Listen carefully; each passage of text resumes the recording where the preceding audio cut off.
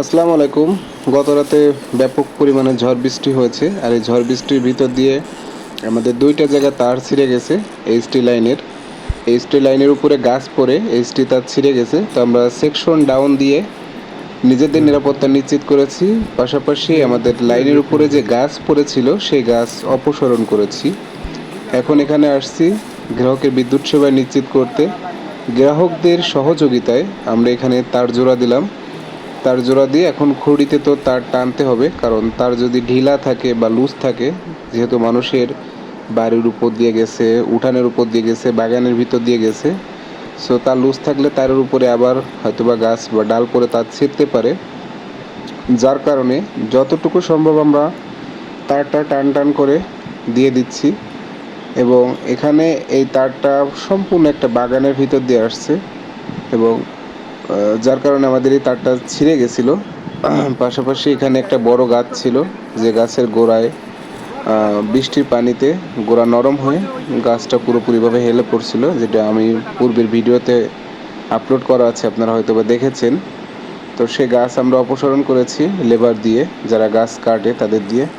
তো অনেক সময় হয় যে প্রাকৃতিক দুর্যোগের সময় হালকা বৃষ্টিতে, হালকা ঝড় বাতাসে তার ছিঁড়ে যায়, খুঁটি ভেঙে যায়, বিভিন্ন রকম ক্ষয়ক্ষতি হয়, যেটা আপনারা হয়তো বা অনেকে অবগত আছেন বা অবগত নাই।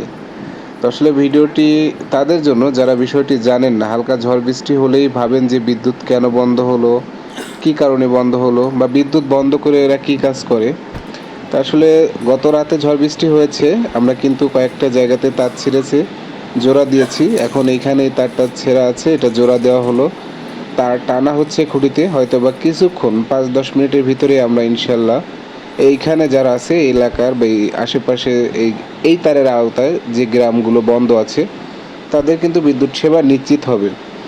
তো এই লাইনটা কিন্তু বন্ধ হওয়ার সঙ্গে সঙ্গেই আমাদেরকে সম্মানিত গ্রাহকরা ফোন দিয়ে অবহিত করেছে, এবং আমরা আলোর গেরিলা টিম রাত্রেবেলা এসে লাইন নিরাপদ করে রেখেছি, এবং সকালবেলা এসে যে তার জোড়া দিয়ে দিচ্ছি। তো যদি আপনাদের এলাকায় বিদ্যুৎ লাইনের কোথাও কোনো রকম কোনো সমস্যা হয়, ক্ষয়ক্ষতি হয়, আপনারা যদি সঙ্গে সঙ্গে আমাদেরকে জানান, আমরা কিন্তু তাহলে দ্রুত এটার ব্যবস্থা নিতে পারি। আর তা না হলে এই লাইন চেক করে সমস্যার সমাধান করতে আমাদের যথেষ্ট কষ্ট হয়, যথেষ্ট সময়ও যায়।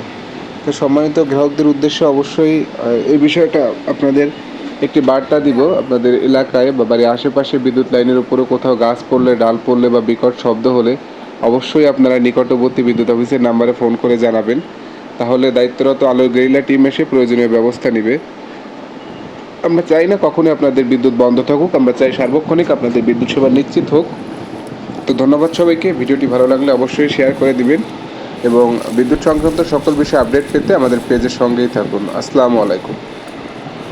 দাদা আমার এই যে একটু